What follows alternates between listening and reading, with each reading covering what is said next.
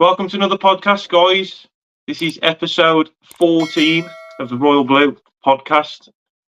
Joining me is Chris Skudder, and I'm very happy that you're joining me today, Chris. How are you, Jay? Okay? Yeah, I'm all right, thank you. You? Yeah, pretty good. Pretty Good. good. So I just want to thank you again for doing this, Chris. For those of you that don't know, Chris, talking about Tony Mowbray's CV with his experience, your CV is very impressive as well, Chris. So it'd be good if you could tell some of the guys a bit on your background. I know you've done a bit on TV and stuff as well, haven't you? Like Sky Sports, ITV. You're a broadcaster and journalist. Yeah. There's a few of us in the media, blue noses. What people don't realise is you kind of, we all defend the corner as fans, especially on social media where, it's like a free-for-all, isn't it? And everyone's slagging each other off. But there's, in the sports media, there's quite a small industry, really. And there's a few blue noses, the likes of Dance and Tom Ross, people like that, who are more local-based. I moved away from Brum when I was a kid, really. But I've always been a blue nose. And I worked at Sky for 26 years, doing presenting and corresponding, doing sport, mostly on the news side, but sports news, and I did Sky Sports, Sky News mostly. People don't realize, you're always fighting your corner if you do sport, because some people don't try and hide who they support. They say, "Oh, I've got to be neutral because I'm a national broadcaster or whatever." I was never like that. I just tell it like it is. Be honest, be open. And you end up, having defending the corner constantly. I mean, Sky, funnily enough, is full of Villa fans at the very high end.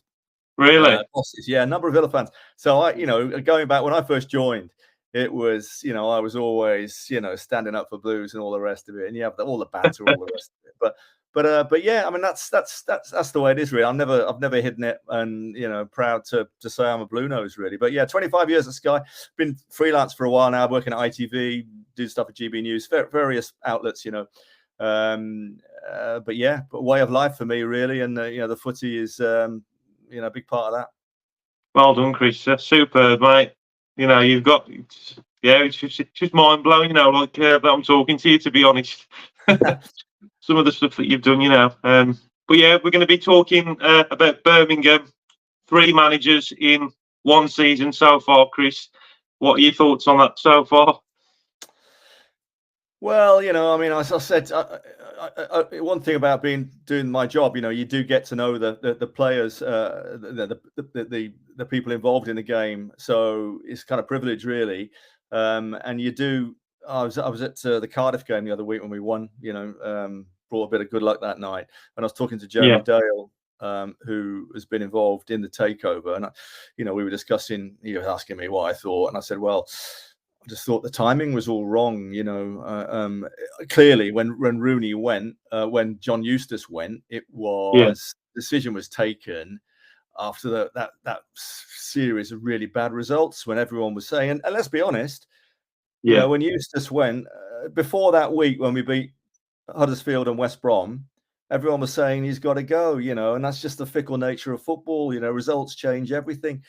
And I think the decision was obviously taken then. So the fact that you then had that 3-1 win and a 4-1 win, and then it got announced, people in the national media who don't know, look at Blues and go, well, I've done this before. Why have you done it? If it was me, I would have waited for another couple of weeks, 3 weeks maybe, after that week of the good results, just because the timing looks so bad. I said that to the guys. I said, the timing looks awful. And people just say, "Oh, typical, owners who don't know what they're doing," which it may not be the case, but it didn't look good. I mean, Gary Cook should have known that, and so the timing was wrong. And Rooney came in, and I had my reservations. I got to say, I've got to know Wayne, and I followed England around for 12 years. Going to every game, and Rooney never did any press conferences. Ashley Cole never did any press conferences. Some guys were better than others, and I just thought his communication was really poor. I don't know the guy personally, but I just think he sent out too many wrong signals, and the way and digging out the players publicly was just wrong.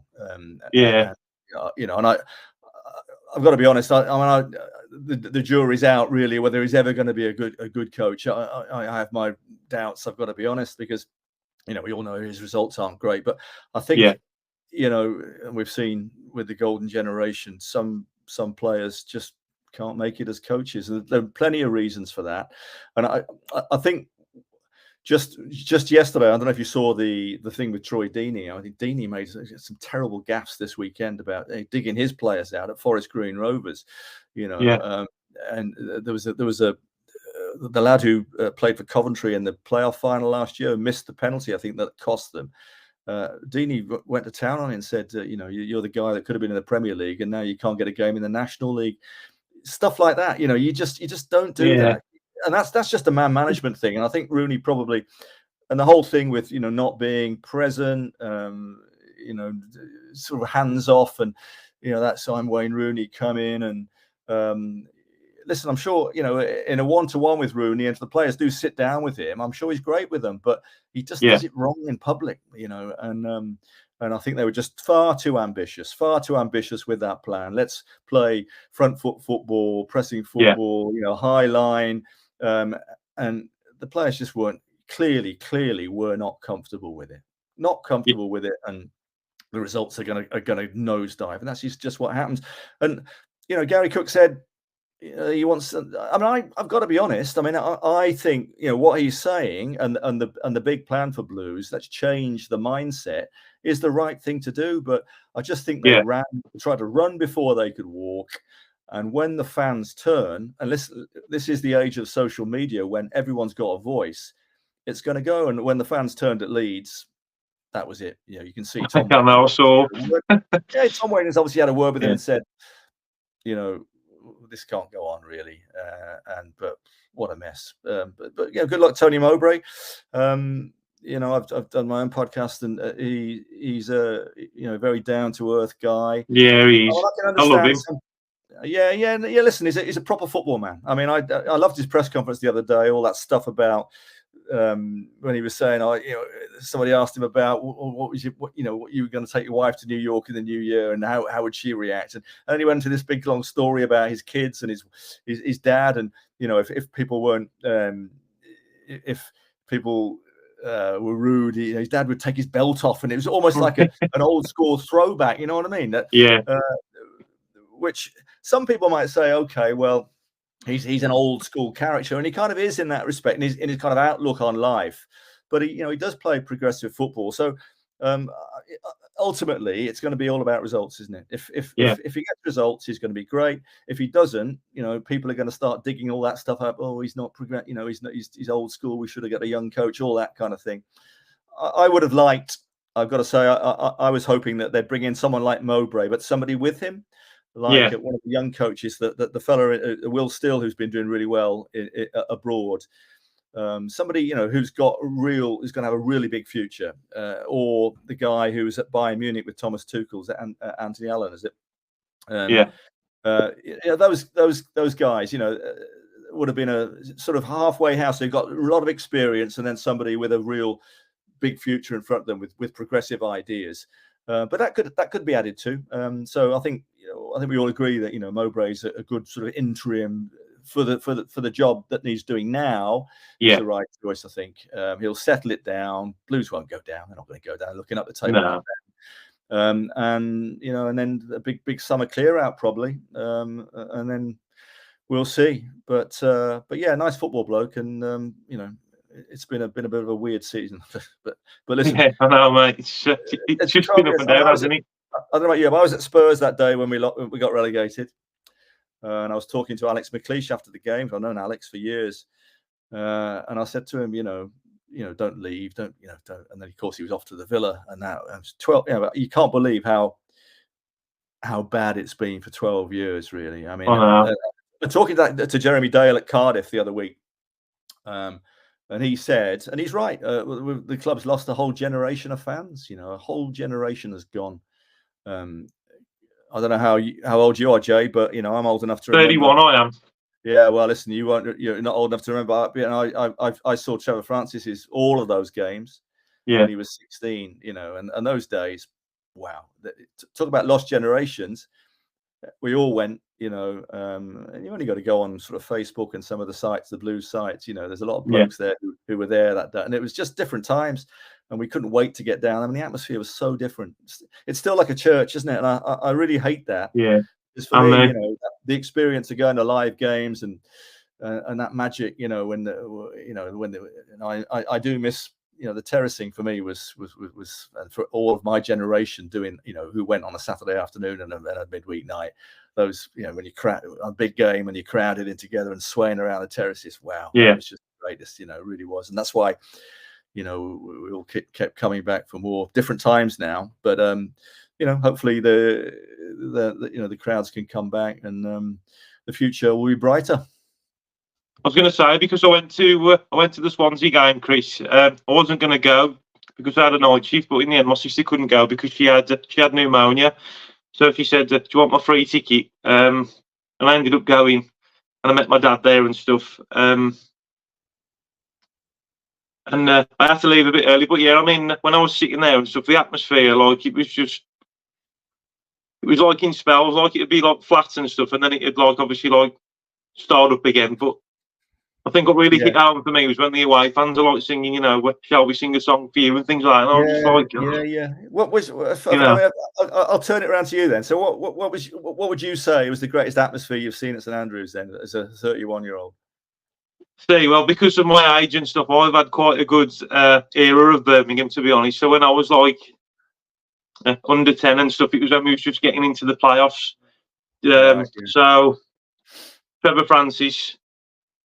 We missed out on the playoffs then we had the Liverpool Worthington Cup final. Then Brucey came along and we got promoted. So that's been my childhood, really. So, look, I haven't. You came at a good time, really. Yeah. You came at a good time, yeah. So, for a lot of us, I mean, through those playoffs, and I was thinking, after four years in a row, I was thinking that it's just never going to happen, is it? And then, of course, those unforgettable games, the Millwall semi-final and the Norwich final. Seems a long time ago now. And, I mean, the older you get, the shorter time gets. Trust me. And it just, to me, it doesn't seem long ago at all. But when you look at it in the context of your sort of Blues supporting years, I've been going down for 50 odd years, more. Different times, and those. I mean, it does go in cycles, and the owners are good now, and it will turn around. It just, it's understandable. Everybody thinks when you get a new owner who and a group who have clearly got some financial muscle when they can get past FFP and talk about Nottingham Forest today in trouble with FFP, and there'll be other clubs as well. Reading, what a mess that club is in. They will get it right, and then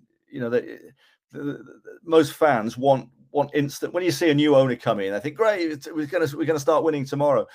Yeah, they want it instant, don't they? That enthusiasm that Gary Cook had. I mean, I think he probably get a bit carried away himself, thinking, we'll turn it around and we'll be in the playoffs this year.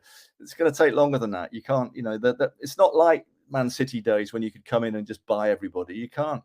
So they've got to build slowly. And I think if we look forward probably 2-3 years now from here, it'll look a very different club. Maybe even talk of leaving St Andrews. That's another issue. But yeah, it's the corner has been turned. Oh yeah, definitely. It's not going to be instant. No, well, the owners are here now, aren't they? Tom Wagner's done like a wonderful job, hasn't he? Like behind the scenes as well. I mean, I've said this loads of times. Even like how much money he's invested on the stadium, like the catering. He's done so much, hasn't he? Yeah, listen.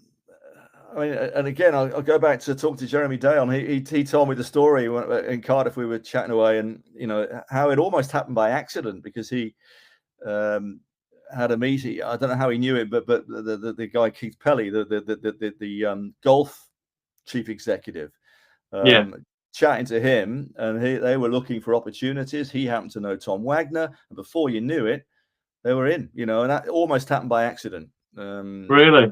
Yeah, well, yeah. I mean, that's through people's connections. and it was just the right person at the right time. So we thank the Lord for that, really. I know, yeah. Because, yeah, the Chinese literally.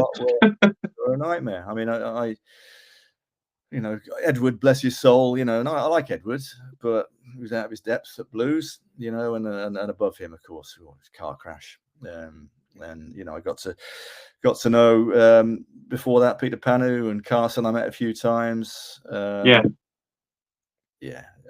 Listen, we won a cup under their stewardship, but then it all unraveled from there. So ownership and stability off the field is so important. You look at all the clubs. Look at Man United now.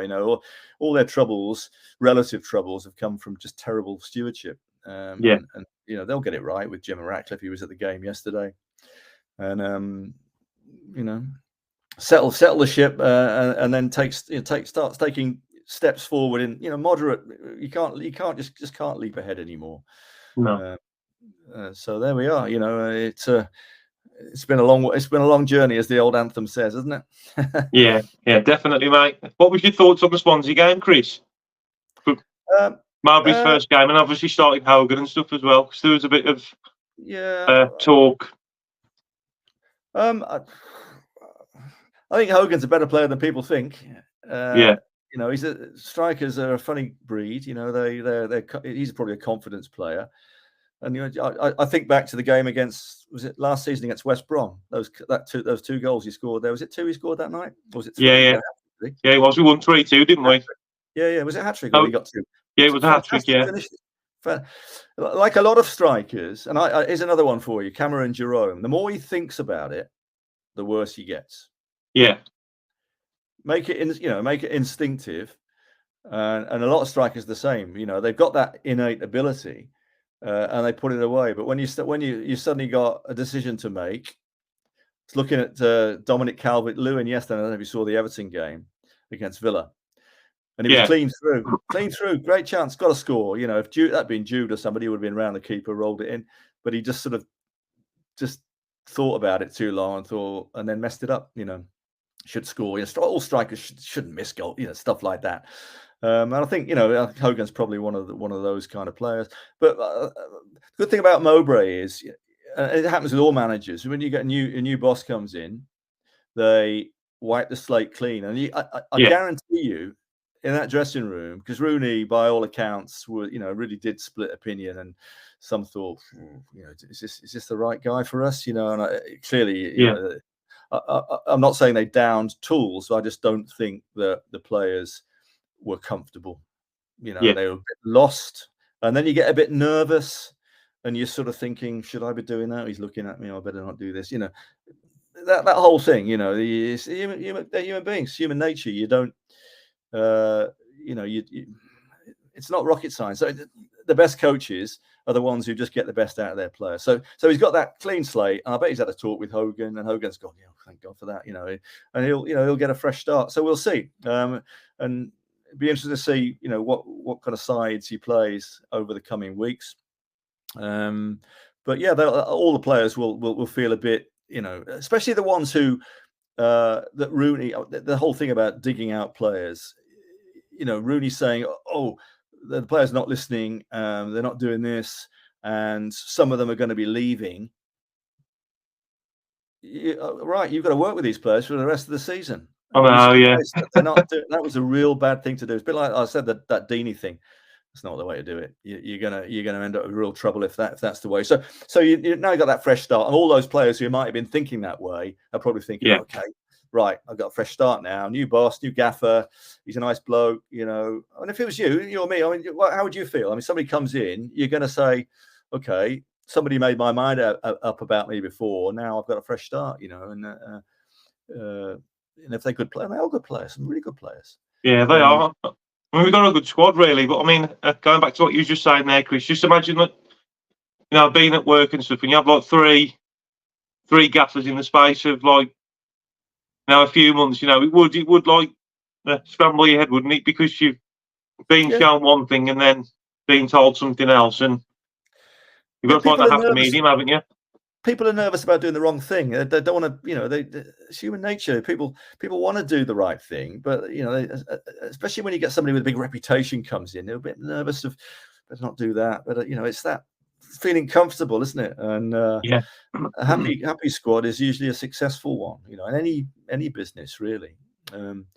So I think Mowbray might be the man to certainly settle that side of it down. Whether he can get the results from the way he plays, I mean, it's get back to basics and a bit of everything really. I think, but like I say, results are absolutely everything. If you lose the next 3 games, people are going to go, well, I mean, it's going to happen again. And people saying, "Oh, he's a dinosaur," so results. But from the practical, the pragmatic side of it, how do you get results? You do things that the players are comfortable with. Playing to the strengths. You do things we're comfortable with. You're going to get the best out of them. Yeah. And if you get the best out of them, you're going to get results. And they've shown this year that they can beat teams. They can. So I'm anticipating it will be fine from here, really, and probably, I don't know, mid-table, upper mid-table, hopefully finish, possibly. We'll see. But put a run together, and anything's possible, really. Yeah, I think so as well. I mean, I think a lot of it's like a mind game as well, because when I was at the game against Swansea, I was looking at the starting 11, and I wouldn't have chosen. I mean, obviously, like, the fans are always there, and the managers come and go, don't they?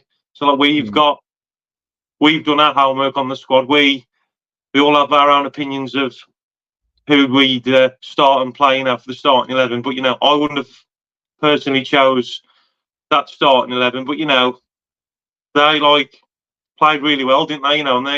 And we could have won that game. I felt robbed more than anything. Yeah, it's just missed a few chances. Second half wasn't so good, but first half. On another day, you could you can score 2 or 3 goals and everyone's loving it. Defensively, not great. I mean, a few players. Sanderson would probably look back at that and think, how did he manage to concede that second one? But I mean, I just think with him, he suits a low block, doesn't he? Really, there's so many players like that who love it when the ball comes in the box and they just knock it away all day long. Happy with that. It's when I mean, what Rooney was trying to do, that kind of high press and we saw Villa doing it yesterday. The high line. It's so dangerous if you haven't quite got the players to carry it out, because the ball, as soon as the ball gets knocked in behind, you're in trouble. In fact, Tony Mowbray said when was the Sunderland Blues game? It was only about a month and a half ago, wasn't it? Yeah. They beat us. He was saying he noticed in the transition when Blues were pretty good going forward, and I thought under Rooney there were bits where you could see what he was working. Still was kind of going forward. It did work from time to time. But then when they lost the ball, transition, nightmare. And then they knock it in behind. And Mowbray said that he noticed in the transition that they could exploit it. And they did, and they won the game fairly comfortably. So he'll have to, he's been in charge for a week, less than a week. So he'll be thinking how we're going to do this. And it'll all come out in the wash. But I'm sure the players, even those defenders who struggled a bit, will be thinking, well, that's good. He is a central defender. He knows the game. He wasn't the quickest bloke. Tony Mowbray wasn't the quickest bloke. So I'm sure they'll find a system that'll suit them a bit more. What are your thoughts on Sanderson then, Chris? Do you think he's captain material, and do you think he's going through a bit of wobbly stage? Or like I say, that doesn't suit him playing that way. I can think of plenty of defenders who of a similar vein. Harry Maguire, John Terry, brilliant when you sit deep and they throw the ball in the box all day long. But as soon as you get behind them, turn them round, nowhere near good enough. So you've got to, you've either got to protect them or find a way that. I think Sanderson has got something about him. Definitely, he's as a bloke. I think he likes being a leader. but Yeah. you know, he's not the quickest, is he? He's not the quickest. And he got a bit of stick at the weekend, didn't he? Yeah. But you know, that's the game. You know, you have to. I'm sure you know they'll be sitting there probably today. Actually, Monday is when we play. Is it Hull tomorrow night? Is it?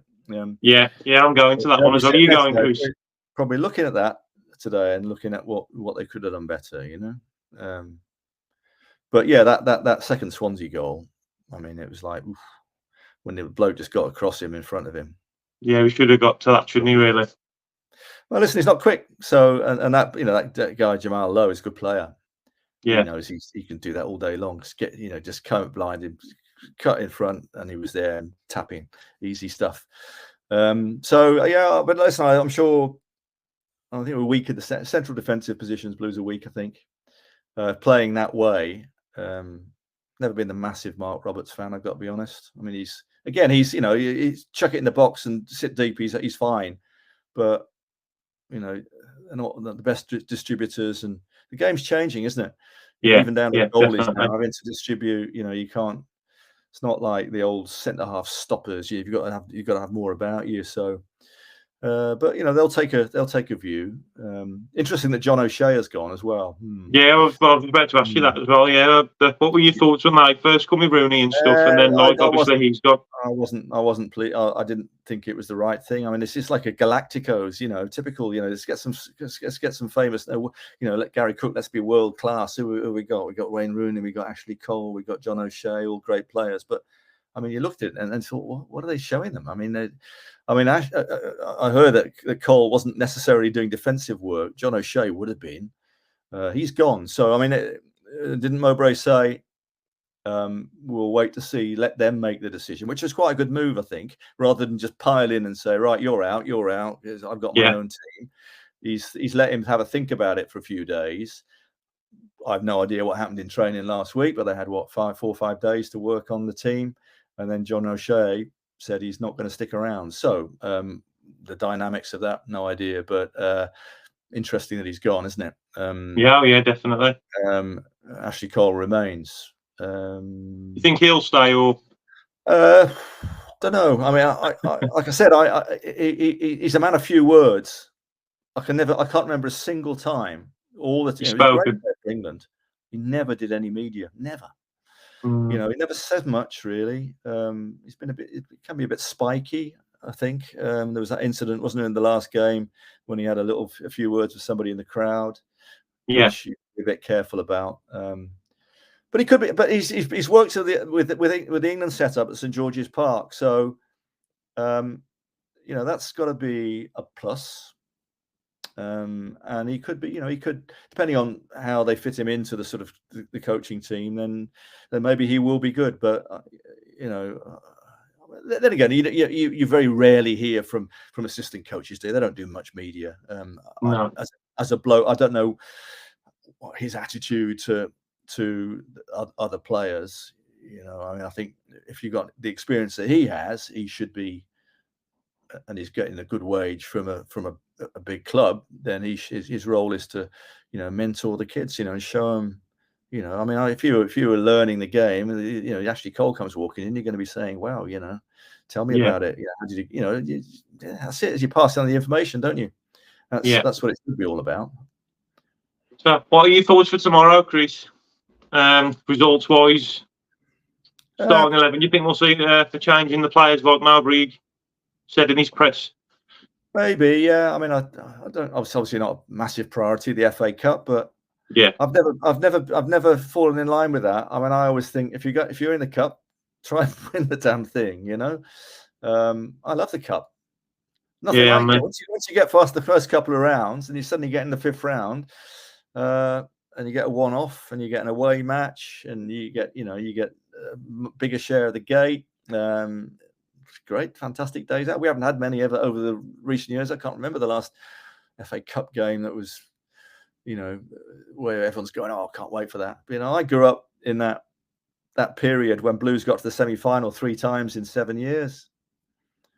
68, 72, 75. 3 times FA Cup semi-finals. Different times, you know, 50,000 at St Andrews. Really? Yeah. The old before No the season way. came in, obviously 50,000. I mean, I'm sure there are plenty of people watching this who were at those games. Maybe not the 60 ones, but my all-time favourite Blues game, and I was very young at the time. In the days when I used to slip inside in front of my dad, and we'd go through the turnstiles. I've written a book actually called "The Underdogs and Newshounds." If anyone hasn't got it yet, with all these stories in it. Blues Arsenal FA Cup replay '68. Bob Wilson, remember Bob Wilson? The TV, is it before your time? The former Arsenal goalkeeper in Scotland played. He was the TV guy. He used to do Football Focus. Oh, everyone will know Bob Wilson. But Bob was in goal that day, a young Bob Wilson, and he conceded the greatest goal he'd ever conceded to Barry Bridges, who was at Blues for a few years. He was at Chelsea before that. Played for England a couple of times. Scored an overhead kick, which was everybody who saw it, and it was these days. The games weren't filmed. There's not even a photograph of it. They had to do an artist's reconstruction in the Evening Mail. Really? Best goal I ever scored at Blues, and it was a night game. 50 in the days when it wasn't even all ticket, and there were 51,000 at St Andrews and 10,000 outside. Can you imagine that? Walking up the hill and you couldn't get in. Wow. That was what it was like. I mean, a night game with the smell and all that ink, and they were a big club. Arsenal were a big club then, as we are now, as they are now. We beat them, and we, that period. So the FA Cup, I mean, those for me are just are the sort of days you want. Good times. Yeah, good times. Yeah. So I hope they take it seriously. I mean. Hull, Rossini is a good coach. I like him. I think listen, they probably got a penalties and probably going to lose, but then Leicester in the next round, which is a bit of a damp squib because that'd be a typical tie. But you never know. Blues will do a bit of luck, and then we'll see. But yeah, Chris, we'll leave it there, mate, because I know you've got stuff on. Pleasure, Jay. Good to talk Blues always. But I'm just really grateful, mate, that you've done this with me. Right. But yeah, I just hope that things will get better, as the season goes on, which I'm sure it will. But yeah, I'm excited to see what Tony Mowbray's going to bring. To be honest, I think he's what we needed in a long time. Yeah, it'll steady it, and they'll finish. Probably I'd say crystal ball. I think we'll finish about 10th or 11th. Yeah, that'd be my guess. That's the spirit, Chris. Yeah. One last thing, Jay. Yeah. Why are you a blue nose when you've got a black country accent? Because my dad is from Sutton Coldfield, and over there it's splitting off, isn't it? You're either a blue nose or a Villa fan. So easy. I'll go back to the thing I said at the very start of this. When you don't live in, I left them at Brum when I was a teenager. And when you live in a different area, you're constantly defending the club. It's like, why do you support them and all that kind of stuff. Yeah. And nobody can ever. If somebody said to listen to you speak, they'd go, "He's from Birmingham." I can tell the difference. Yeah. Between the nuance and the accent, the South Birmingham accent and the North Birmingham accent, and all the rest of it. People, the black country, they think it's Birmingham. People haven't got a clue, and so you're constantly having to. People like me, especially in the media, you're constantly having to fight battles. I love it. Bring it on all day long. I love it. But yeah. So you're from the dark side, but you saw the lights. Yeah, good stuff. Yeah. That's it, mate. School was a nightmare because it was me and my sister, I think, in the whole of the school. But it was worth it. You see, you've got that defiance about you, which I like. I've had that all my life. I was an English kid that went to moved to Wales when I was a teenager, and the days when Wales were really good at rugby, and still are. And I wasn't a rugby fan at all, but I had to fight the corner all the time, and you get that, the haggles go up, and you say, all right, yeah. Same with football, Yeah. Good stuff, mate. But yeah, thank you so much again, Chris, for doing this, mate. Thank you, honestly, it means a lot. No problem. Anytime. Enjoy the rest of your day, mate. Thank you. Cheers.